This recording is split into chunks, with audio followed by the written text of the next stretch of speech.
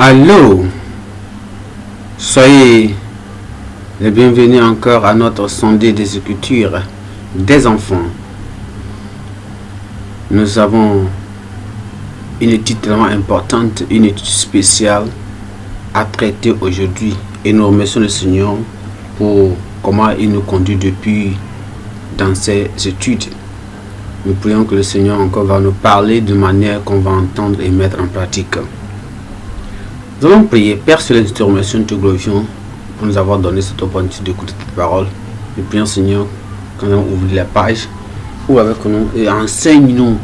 Montre-nous, Seigneur, à travers le Saint-Esprit, ce que nous devons faire et pouvoir amener cette tâche d'évangélisation étant enfants et qui que nous sommes, en prêcher la parole de Dieu en saison et hors de saison. Merci Seigneur parce que tu nous as exaucés. Au nom puissant de Jésus, nous avons prié. Amen.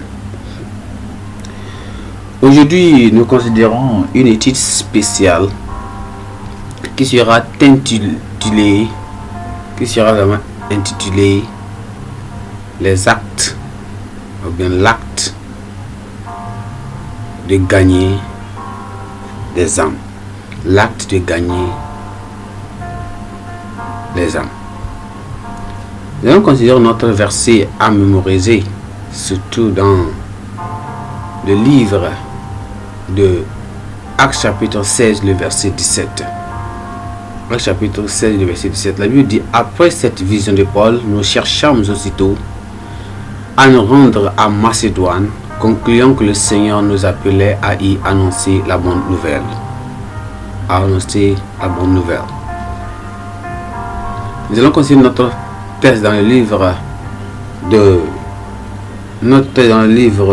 de Marc chapitre 16 à partir du verset 1 jusqu'au verset 10. Lisons la parole de Dieu ensemble. À partir du verset 1, il se rendit ensuite à Derbe et à Lystre, et voici il y avait là un disciple nommé Timothée, fils d'une femme juive, fidèle et d'un père grec. Verset 2. Les frères de Lystre et d'Icône rendaient de lui un bon témoignage. Verset 3. Paul voulut l'amener avec lui, et l'ayant appris, et il le circoncis à cause des Juifs qui étaient dans ces lieux-là, car tous savaient que son père était grec. En passant par les villes, il recommandait aux frères d'observer les décisions des apôtres et des anciens de Jérusalem. Verset 5. Les églises se fortifiaient dans la foi et augmentaient en nombre de jour en jour. Verset 6. Ayant été empêchés par le Saint-Esprit d'annoncer la parole dans l'Asie, ils traversèrent la Phrygie et le pays de Galatie. Verset 7. Arrivé près de la Messie, ils se disposaient et entraient en Béthanie, mais l'Esprit de Jésus ne leur permet pas. Ils franchirent alors la Messie et descendirent à Troas. Verset 9. Pendant la nuit, Paul eut une vision. Un Macédonien lui apparut et lui fit cette prière.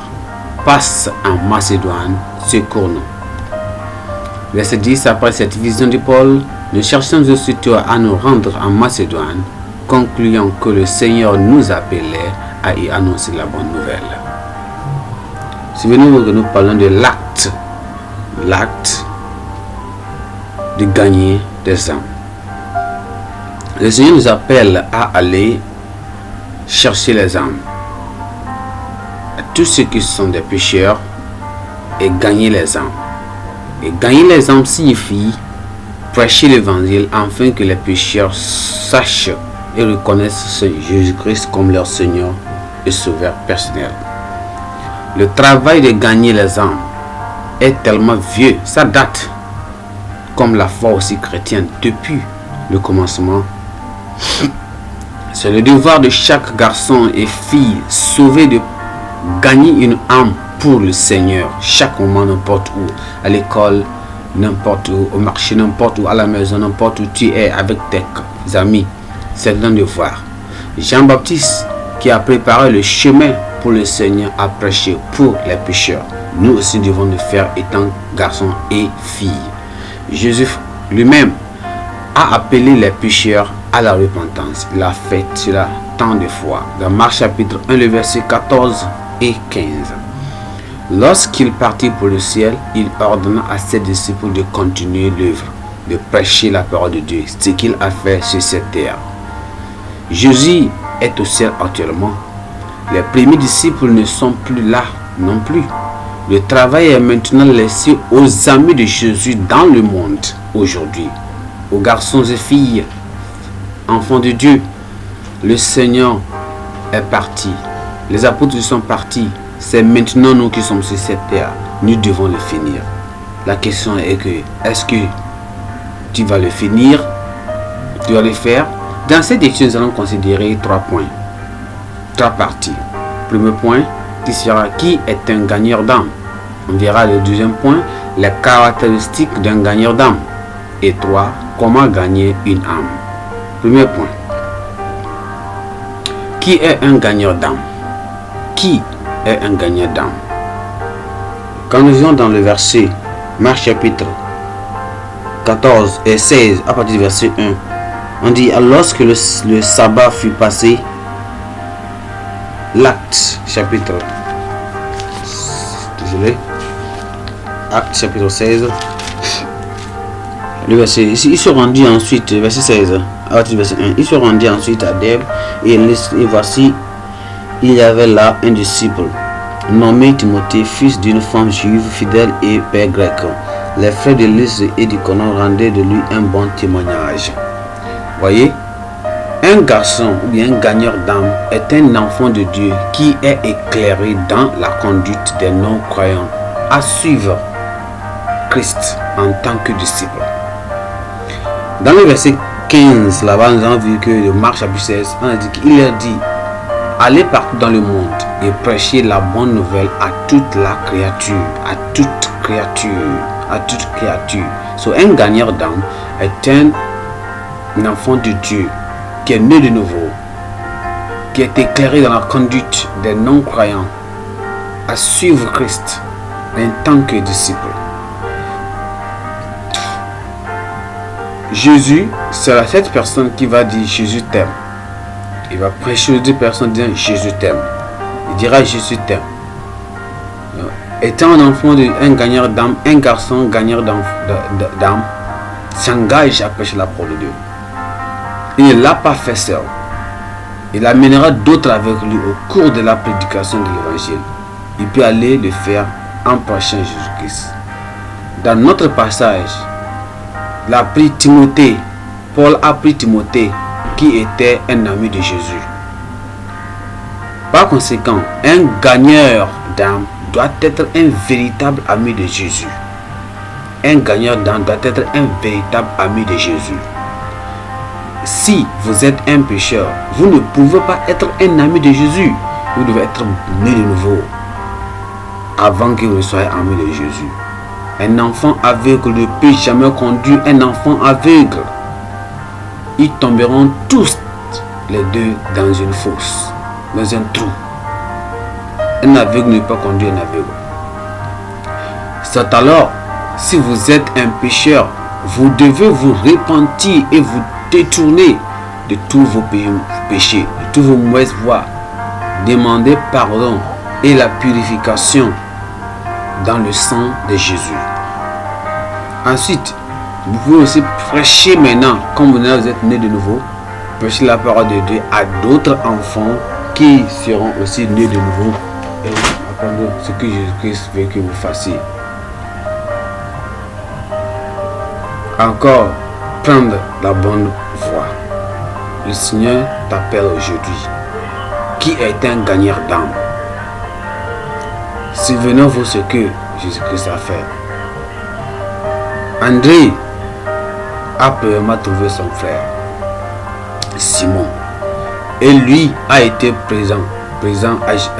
a été présenté à Jésus. Les amis de Jésus doivent parler de Jésus-Christ à tout le monde. Déjà, nous avons trouvé le Messie qui signifie le Christ.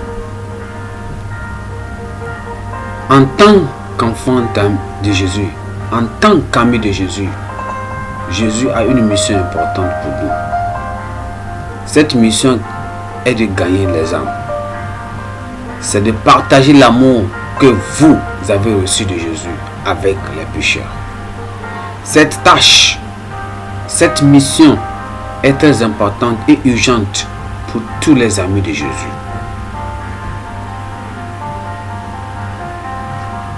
Point numéro 2. Les caractéristiques d'un gagneur d'âme. Qu'est-ce qui caractérise un gagneur d'âme? Un gagneur d'âme doit avoir l'amour, non pas pour le péché, mais pour les pécheurs. Il doit avoir compassion. Il doit prendre soin de ses pécheurs. Il doit avoir la compassion envers ces personnes. Il est prêcher la parole de Dieu afin qu'ils reviennent à la sainteté, au salut. Un gagneur d'âme est un enfant de Dieu qui se consacre à gagner les âmes à Christ, non pas lui-même. Jésus-Christ veut que chaque enfant de Dieu, né de nouveau, soit impliqué dans le gain d'âme.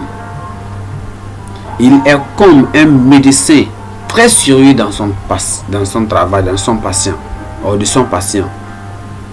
Le pécheur, c'est un patient, c'est le malade, et le docteur, c'est le chrétien, l'ami de Jésus, qui va prêcher la parole de Dieu.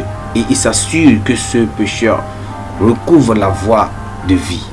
De même, ce docteur se consacre et fait tout de son mieux afin que ce malade reçoive sa guérison. Le médecin s'occupe de la vie. Il doit donc être tellement prudent que de perdre la vie. Dans le travail de prédication de l'évangile, un gagneur d'âme s'occupe de l'âme et la vie éternelle des êtres humains. Que le Seigneur nous aide à le faire au nom précieux de Jésus. Point numéro 2. Nous parlerons quelles sont les caractéristiques d'un gagneur d'âme. Qu'est-ce qui qualifie quelqu'un d'être un gagneur d'âme? Premièrement, il doit être attentionné, aimant, miséricordieux, doux, déterminé. Il doit être patient et aussi doit être un homme de prière ou une femme de prière, un ami de Dieu priant. Après avoir été né de nouveau, il doit être comme Paul, l'apôtre, qui a dit, oui, malheur à moi si je n'annonce pas l'évangile. Un gagneur d'âme doit savoir que chaque enfant qui meurt dans ses péchés ira en enfer.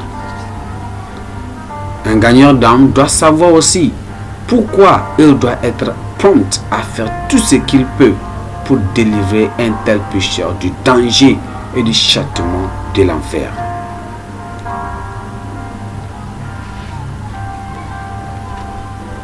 Un enfant de Dieu, un gagneur d'âme,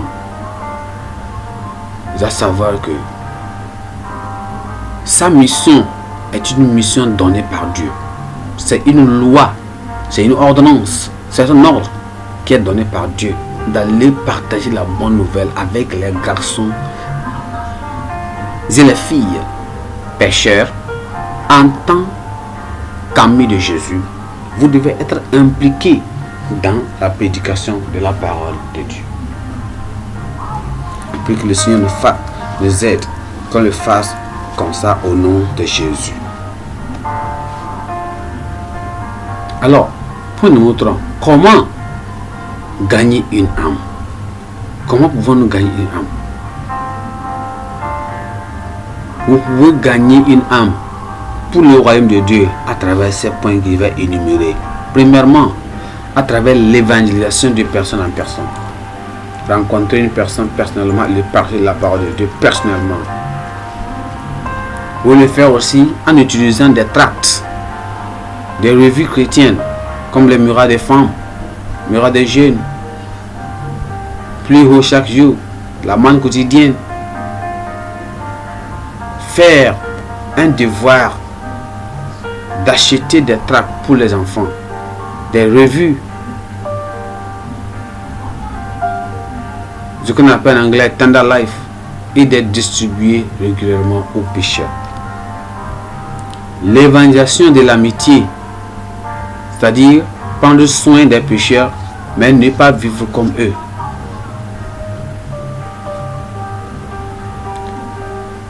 L'invitation à la fraternité ou bien même au culte ou au programme spécial programmes spéciaux de l'église, comme actuellement nous sommes en train de faire la croisade, pour inviter ces personnes à la croisade, à l'étude biblique de lundi, au réveil de jeudi et au culte sacerdotal de dimanche pour les visiter, inviter à venir à ces programmes. Pour aussi avoir des constantes pour les amis et parents pécheurs. C'est-à-dire qu'il faut avoir une cohérente relation entre ces personnes. Pour aussi vivre comme un bon exemple pour la lumière de Dieu qui brille à travers vous. Votre vie que vous menez peut aussi conduire des autres personnes à demander pourquoi cette personne vive de telle manière. J'aimerais vivre comme elle ou comme il. Le Seigneur va nous aider à le faire au nom de Jésus. Si vous n'êtes pas aussi, si vous n'êtes pas un ami de Dieu Jésus, alors vous n'avez rien à partager avec les pécheurs. Ça veut dire qu'un pécheur ne peut pas partager la bonne nouvelle. Un pécheur ne peut pas prêcher la bonne nouvelle. Un aveugle ne peut pas conduire un autre aveugle. On doit le savoir. Enfants. Les enfants de Dieu, jeune enfant de Dieu, jeune fille, jeune garçon. Quelqu'un qui est aveugle ne peut pas conduire aussi les autres. Jeune, enfant, adulte, personne ne peut conduire un autre aveugle. Vous devez accepter l'amour de Christ et vous repentir de vos voies méchantes. Être né de nouveau avant de rejoindre le groupe de la prédication. Vous devez accepter Jésus comme votre sauveur personnel, Seigneur et ami. Alors vous pouvez maintenant obéir au commandement d'aller dans le monde entier et de prêcher l'évangile à toute créature. Après avoir ces conditions, là vous allez maintenant aller prêcher la bonne nouvelle. Que le Seigneur nous aide à le faire au nom de Jésus. Sois un gagnant d'âme pour Jésus. Sois un gagnant d'âme pour Jésus.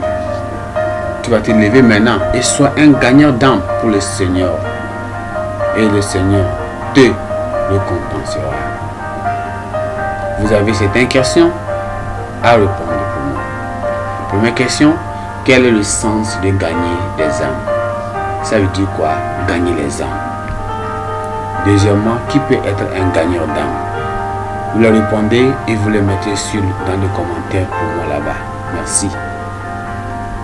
Troisièmement, mentionnez 4 caractéristiques d'un gagnant d'âme. 4 caractéristiques d'un gagnant d'âme. Citez 5 façons de gagner les âmes. À travers quels sont les moyens qu'on peut prêcher la bonne nouvelle. La cinquième question, êtes-vous un gagnant d'âme? Notre leçon, pensée et activité. Notre leçon aujourd'hui, c'est les filles et les garçons sauvés doivent obéir à Jésus en gagnant les pécheurs à lui-même, à lui par amour. Les pécheurs et les filles sauvés doivent obéir à Jésus en gagnant les pécheurs à lui par amour. Pensez du jour, je suis sauvé pour servir. Je suis sauvé pour servir. Je suis sauvé pour servir. Et l'activité que je vais vous donner, c'est à partir de ce passage biblique que je vais vous donner en bas là-bas. Mentionnez ce qui s'est passé après que le peuple ait été prêché à. Mentionnez dans ce passage mentionnez ce qui s'est passé après que le peuple ait été prêché. Dans Jean chapitre 4, le verset 29. Actes chapitre 8, le verset 35 jusqu'à 38. Actes chapitre 18, le verset 47 jusqu'à 48. Et Actes chapitre 16, à partir du verset 30 jusqu'au verset 31. Merci, que Dieu vous bénisse. Et une bonne journée. Nous allons prier. Père, nous te remercions, nous te glorifions.